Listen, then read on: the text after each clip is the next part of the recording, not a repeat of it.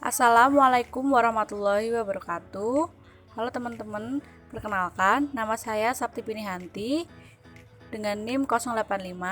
Di sini saya akan memaparkan materi mengenai contoh sumber belajar dan pembelajaran media audiovisual orang dewasa. Baik, kita akan memasuki materi yang pertama, yaitu contoh sumber belajar, yang mana ini itu dibedakan menjadi 6 jenis menurut Asosiasi for Edukasi, Komunikasi, dan Teknologi. Yang pertama yaitu pesan. Pesan ini meliputi pesan formal dan juga non-formal. Pesan formal ini disampaikan oleh lembaga resmi seperti guru dalam situasi pembelajaran. Selain itu juga bisa disampaikan melalui dokumen seperti kurikulum, peraturan pemerintah, perundangan, dan juga silabus atau sebagainya. Dan untuk pesan non-formal yaitu digunakan seperti misalnya cerita rakyat, ceramah dari tokoh masyarakat atau ulama, terus juga bisa dari kitab-kitab kuno atau peninggalan sejarah yang lainnya. Lalu yang ketiga ada bahan. Bahan ini merupakan format yang digunakan untuk menyampaikan pesan pembelajaran, seperti contohnya buku paket, buku teks, modul, ataupun komik dan sebagainya. Lalu ada alat. Alat ini yang dimaksud adalah benda yang berbentuk fisik dengan perangkat keras seperti komputer, radio, televisi, kamera, papan tulis, ataupun sebagainya.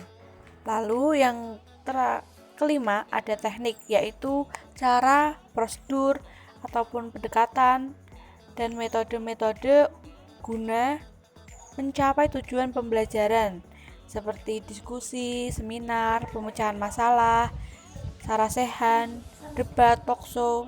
Lalu yang keenam ada latar. Latar ini merupakan lingkungan yang dipersiapkan untuk pembelajaran seperti ruang kelas, perpustakaan, laboratorium, tempat workshop, ataupun hal-hal yang menyangkut lingkungan untuk pembelajaran.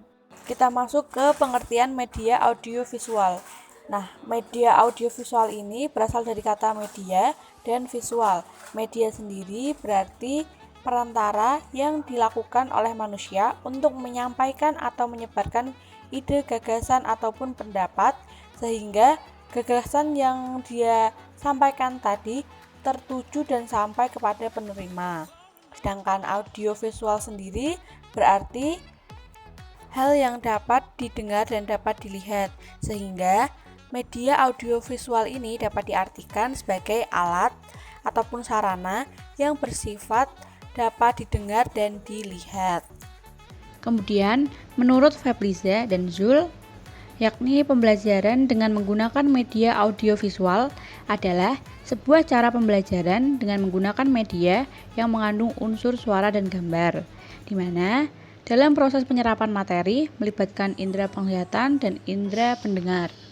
Dari definisi di atas, bisa disimpulkan bahwa media pembelajaran audiovisual untuk orang dewasa adalah media perantara yang penyerapannya melalui pandangan dan pendengaran sehingga membangun kondisi yang dapat membuat siswa mampu memperoleh pengetahuan, keterampilan, atau sikap yang dipergunakan untuk membantu tercapainya tujuan belajar.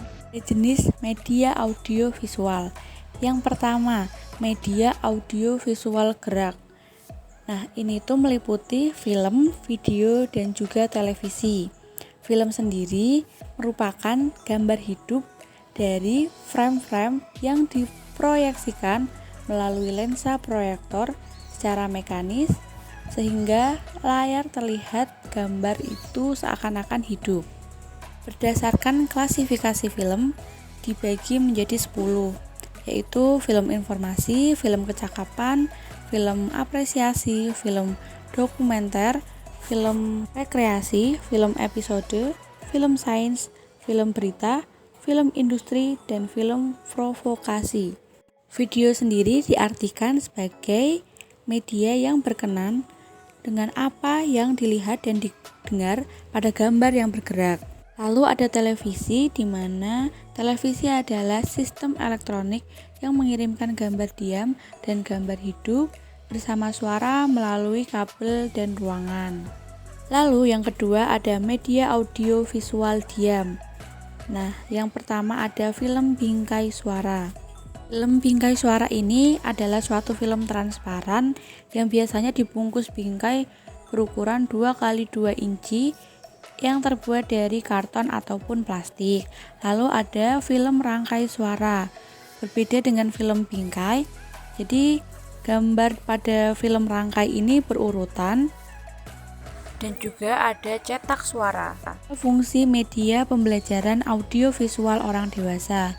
Yang pertama, memberikan rangsangan yang bervariasi pada otak orang dewasa sehingga bisa memicu adanya pembangkitan keinginan dan juga minat yang baru untuk belajar serta mengelola waktu secara efektif sehingga proses pembelajaran bisa secara sistematis dan tidak membuang-buang waktu. Lalu mengatasi keterbatasan pengalaman dari orang dewasa dan memberikan pengalaman yang integral. Adapun fungsi lainnya yaitu meningkatkan kemampuan ekspresi, lalu bisa juga melampaui batas ruang kelas karena kan medianya banyak sekali dan juga dapat memahamkan secara visual dan juga audio. Lalu ada interaksi langsung antara siswa dengan lingkungannya, dan yang terakhir menghasilkan keseragaman pengamatan sehingga tidak ada persepsi yang mungkin salah ataupun berbeda dengan satu sama lain. Langkah-langkah penggunaan media pembelajaran audio visual orang dewasa. Yang pertama adalah persiapan. Persiapan ini adalah meliputi seperti guru menyediakan fasilitas yang mumpuni, juga menetapkan tujuan belajar, lalu ada alat yang cocok, berlatih menggunakan alat, memeriksa tempat, dan sebagainya. Lalu yang kedua ada penyajian. Penyajian ini meliputi seperti bagaimana cara menarik perhatian yang baik, terus menyatakan tujuannya itu apa, mampu tidak menggunakan alatnya dengan baik, lalu juga mengusahakan penampilan yang bermutu. Lalu yang ketiga ada penerapan. Penerapan ini meliputi penerapan pada penghidupan sehari-hari. Seperti dalam prakteknya itu mereka bisa tidak menggunakannya dengan menggabungkan antara teori dengan praktek. Lalu juga terdapat ujian ataupun diskusi yang dilangsungkan secara langsung. Adapun langkah yang terakhir adalah evaluasi pembelajaran. Jadi setiap pembelajaran yang dilakukan harus dievaluasi untuk dicari celah mana yang kurang, mana yang memang sudah mampu. Lalu jika memang ada yang kurang bisa diperbaiki di kemudian hari, supaya kita tahu sejauh mana tujuan pembelajaran ini tercapai dan bagaimana perasaan dan pemusatan perhatian dari orang dewasa tersebut. Ke kelemahan media audio visual bergerak. Yang pertama, film. Film ini kelemahannya memerlukan operator khusus untuk mengoperasikannya. Harga produksinya juga cukup mahal. Juga memerlukan banyak waktu dan tenaga, dan sifatnya juga satu arah. Lalu yang kedua ada kekurangan video, yaitu video lebih menekankan kepada materi daripada proses pengembangan materi tersebut. Juga peserta sulit untuk berpartisipasi dan perhatian siswa sulit untuk dikuasai. Biaya peralatan juga relatif mahal. Lalu juga komunikasinya bersifat satu arah sehingga memang harus diimbangi dengan umpan balik yang berbeda. Lalu ada kelemahan dari televisi. Yang pertama, program tidak dapat diulang-ulang sesuai kebutuhan. Kadang juga terjadi gangguan atau kerusakan gambar ataupun suara secara teknis. Masuki kelebihan dari media audio visual bergerak. Yang pertama ada film. Film ini kelebihannya memberikan pesan yang dapat diterima secara merata oleh orang dewasa. Yang kedua lebih realistis. dan dapat diulang-ulang dan dihentikan sesuai dengan kebutuhan. Lalu juga memberikan kesan yang mendalam dan bisa mempengaruhi sikap orang dewasa. Sangat bagus juga dengan menerangkan suatu proses dan juga mengatasi keterbatasan ruang dan waktu. Lalu yang kedua, ada kelebihan dari media video, yaitu memperjelas hal-hal yang abstrak dan memperjelas penjelasan yang lebih realistis. Lalu mampu mengembangkan peristiwa-peristiwa masa lalu dalam waktu yang singkat. Juga dapat mengembangkan imajinasi, pikiran, dan pendapat orang dewasa. Pesan juga dapat disampaikan secara langsung dan mudah diingat. Hemat waktu juga karena video dapat diprogram diulang-ulang sesuai dengan kebutuhan.